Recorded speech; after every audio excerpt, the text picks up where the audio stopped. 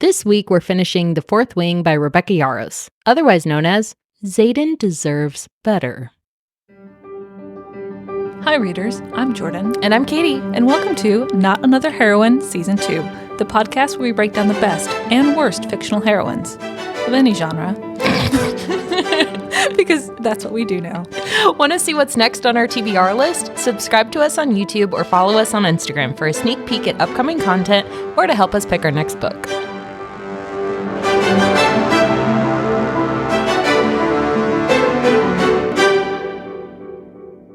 We are on the precipice of Turnt. Almost like on the precipice of Parapet. Oh! And we are going to slam through this last section. Violet walks outside. She's feeling like turned on for no reason. She almost jumps Liam, and then she's like, I can't do it. And then she goes outside, puts snow on her face, and she's like, why am I so turned on? And then she turns to the right, and there's Xaden smoking a joint. So this whole part 4 is where we get introduced to this like dubious consent, questionable consent on, Violet's part. And this scene is just like really illustrative of this point. And so Xaden repeatedly is like, it can influence your mindset. Like, it's really hard to be bonded to a dragon who's like obviously like having intercourse with their mate. And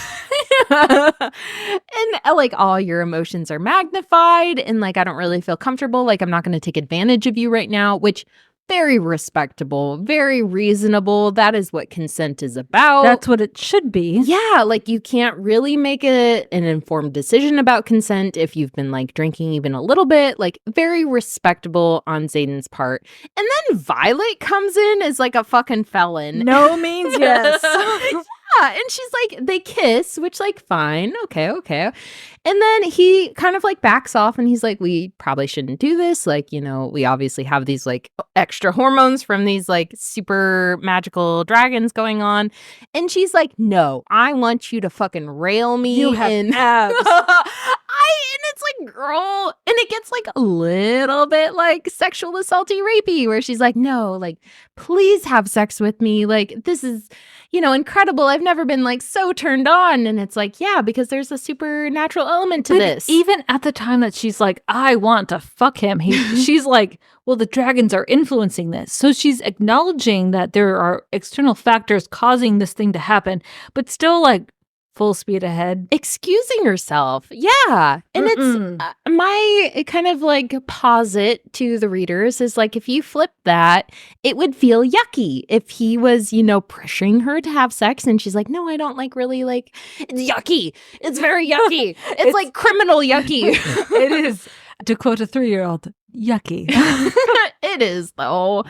And I feel like he like walks away and et cetera, et cetera. And then we get this like extra scene where Violet is working on combatives.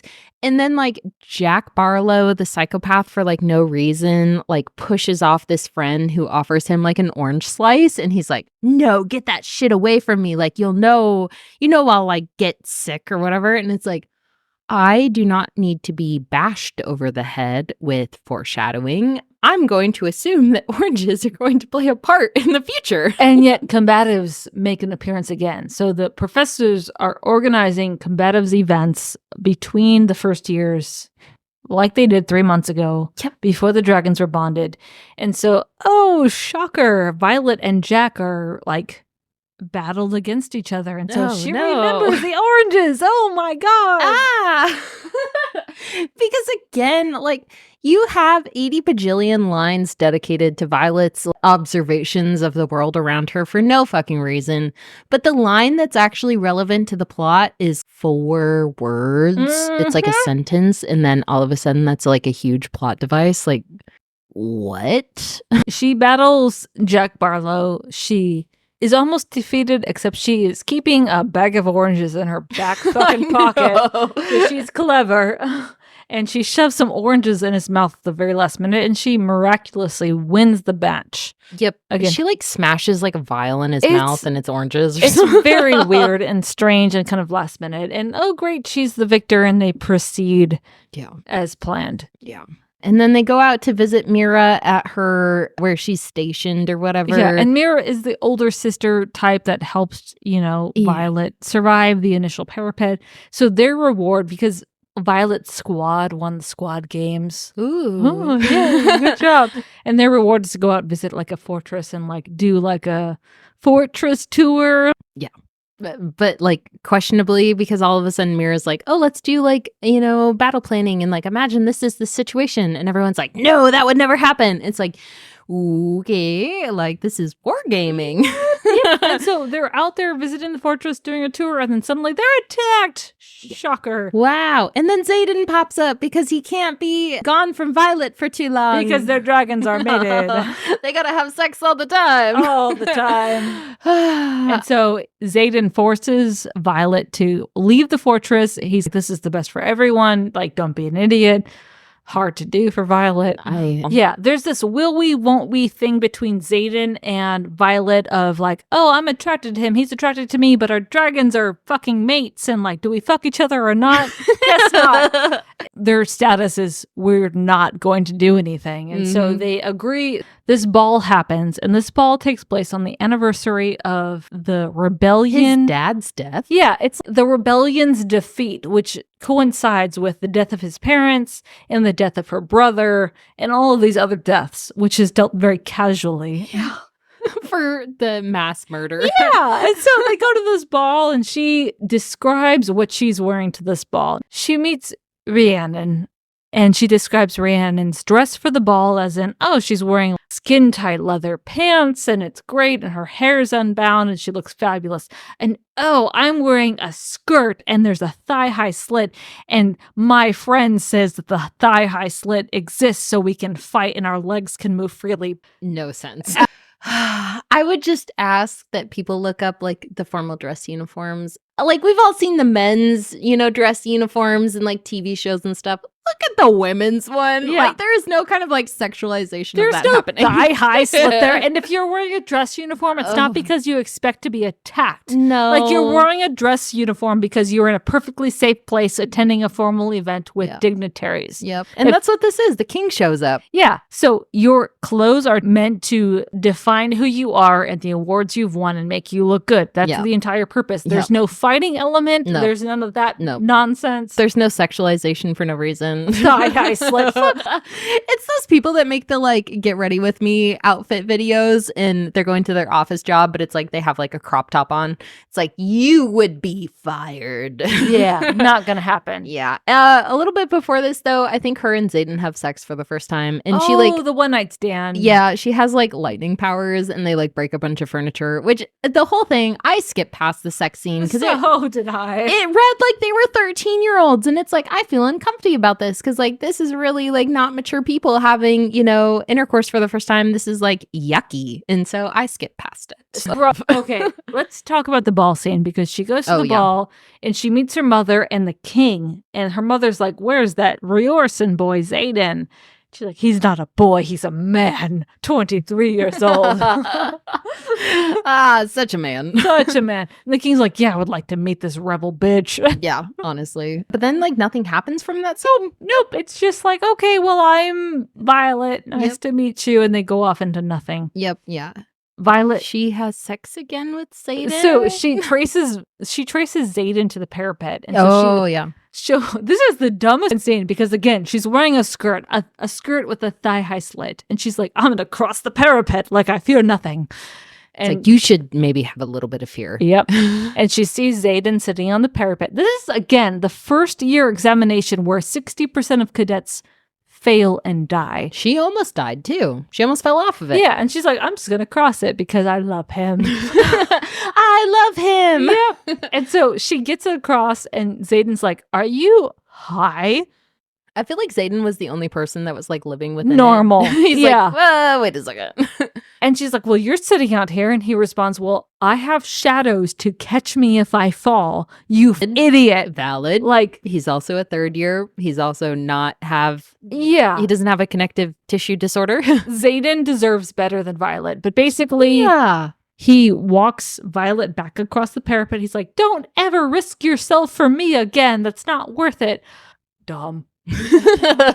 Dumb.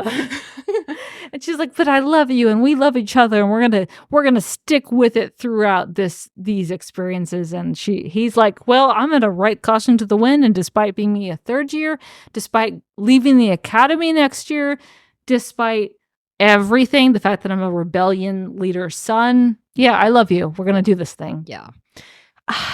And that's all right. You have to suspend belief so many times because they have sex again.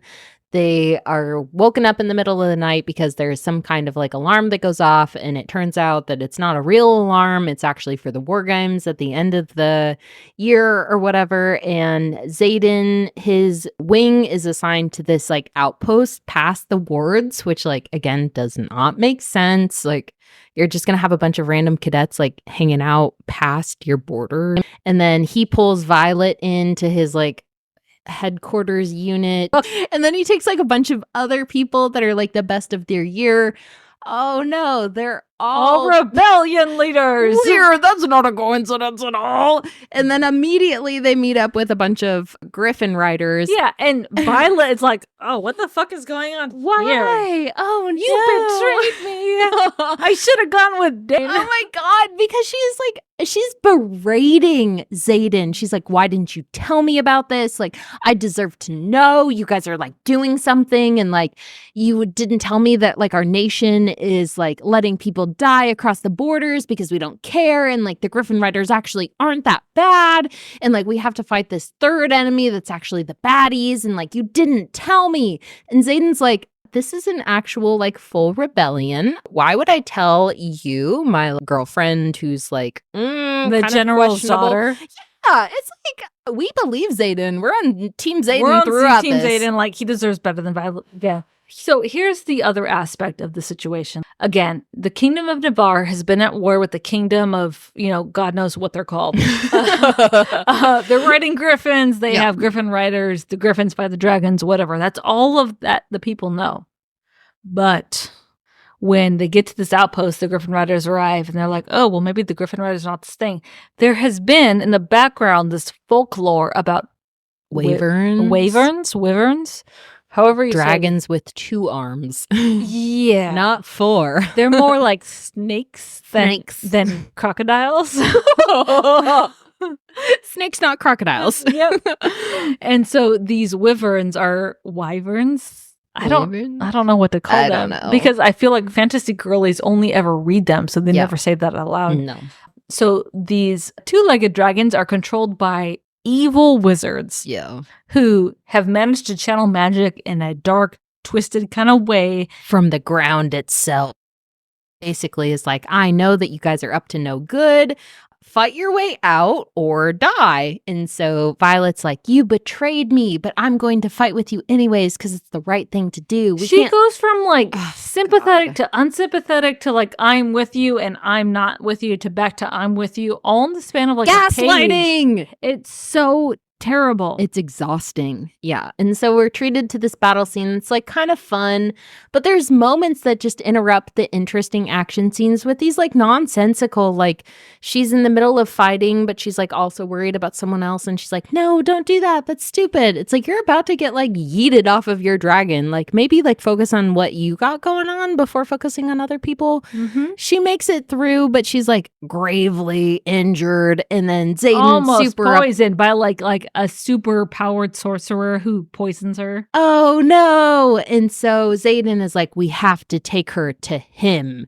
And it's like, oh no, who is this him? And then she wakes up and all of a sudden she is in the area of like the country that rebelled against the king. That was supposedly destroyed and never revived.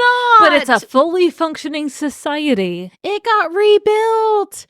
And she wakes up and she has some like bitch fest with Xaden, and then in walks her brother. Brennan is alive. Oh so, God. If you have been reading The Fourth Wing, most of the chapters start with Brennan's like an excerpt. Book of Brennan or something. An excerpt from his book of like, well, this is what you should pay attention to if you're like at the academy. And it's like, foreshadowing for 4-year-olds? But it's like you're clobbered on the head, but like for no reason. Like why? I'm a fairly intelligent person. Like, okay, so I had heard from, all right, readers, we're going to spoil something very quickly here, is the sense that we were going to read this book with our dear friend Rob, who read Twilight with us. Twilight! Yeah, so Rob had some hot takes about The Fourth Wing, which hopefully we will capture in a follow-on recording session with him. He is ill. He cannot record with us today. Oh, no. But he had kind of hinted to us that there was something that was going on in the background with this world and with Violet in particular, that there was this mystery, the thing that was going to happen in the end, this big reveal about, like, I was expecting like a Tamron Reese reveal. Oh, yeah. Level. I was expecting General Sorengale or whatever to like not be her real mom, or like her dad's still alive. Something bigger, except the only reveal we get in the end of this book is that Brennan, her brother, who she's been bemoaning for months, like, oh, my brother, the great healer writer. But with no detail about who Brennan is as a person. Like, we don't know him. In walks Brennan. He says, I am here to save you. Welcome to the rebellion, Violet. And that's it. That's the end scene. And end of Fourth Wing is that there is a grand rebellion fueled by her brother Brennan and Xaden and all of his loyal separatists. Friends. Yeah. And there's Violet. I will not read the second one. Nope, absolutely not. I am not interested in this rebellion. I'm not interested in her brother. I'm not interested. The only thing is if Xaden had a romance with someone else, but it's in first person, so that won't happen unless we get like Violet being super upset and Xaden breaks up with her, etc. She's not a redeeming character. I don't want to spend more time in her head. I don't care about what she have to No, I don't like her. And I think you have done the romantasy world the disservice. You've done writing a disservice if you've created a main character that is unlikable, that is unrelatable to your readers. We have read unlikable characters, but someone that doesn't have any redeeming characteristics. Like, even the unlikable characters, it's like, I can respect them. Do you have an example of an unlikable character? I don't. The first one I think of, though, is an Ember in the Ashes. Tahira? Yeah, the blonde chick who's like, she loved the guy that the main character ends up with, and she turns into like a baddie. But it's like, I respect that. She was there the whole time. You know, she was a baddie. She's obviously like still on the side of the people who are wrongdoing, whatever. Like, I get it. I would be interested in that. But it's like, we have no redeeming characteristics for Violet. She's annoying. She is narcissistic. Every conversation revolves around her. It's like more time in her own head saying that Xaden hates her. She's weak without trying to do anything to repair that. No. God. This book was exhausting. I'm so glad we're done with it. Yeah. Never again. That Ever. was So, okay, right, readers. If you did like The Fourth Wing, I feel like, so the next book is Iron Flame, and then the following book is Onyx Storm. Yeah. So the story does continue if you care that much. Apparently. We don't. No. I don't want to hear nothing. I feel like Kendrick Lamar during all of his like diss tapes to Drake. It's like, I hate the way that you write books. I hate the way that you characterized Violet. I don't care. Leave me alone. So much of this could be saved with a great heroine. And that is what we don't get out of this book, is a good heroine. Yep. She is so contradictory. She doesn't make sense. She is not relatable. Yep. There are interesting world building aspects that are completed in this novel. Like, both acknowledge that the parapet scene was good. The threshing scene was good. Some of these battle scenes were excellent. Like, it keeps you reading, but I hate her too much to care. What makes you keep reading after those scenes? Nothing. Smutty scenes. But it's like, girl, that's what fan fiction was invented for. 650 pages of a book about a character who's weak and underpowered, but somehow overcomes all obstacles to succeed. Yeah. So my partner read this book, and that was his biggest beef, is like, why did no one die that mattered? Because Liam dies, but it's like, you don't even know enough about him to care. You know who should have died? Xaden. Violet? Oh. Well, maybe she's the main character. Maybe Violet would have, I don't know, developed into a more interesting character if Xaden died. But also, I don't care enough about Violet to see her have a redemption arc. No, I don't. Yeah. Yucky. It's yucky. Gross. So we are done. We have finished The Fourth Wing. We will more than likely have a bonus episode at some point where we bring our dear friend Rob back in, where he chimes in with his 2 cents about the fourth wing, because he has several cents to contribute. He has a lot of sense. Lots of cents. Too many senses sometimes. And that is it. We have survived. We did it. From our shelf to yours. We will see you on the next page.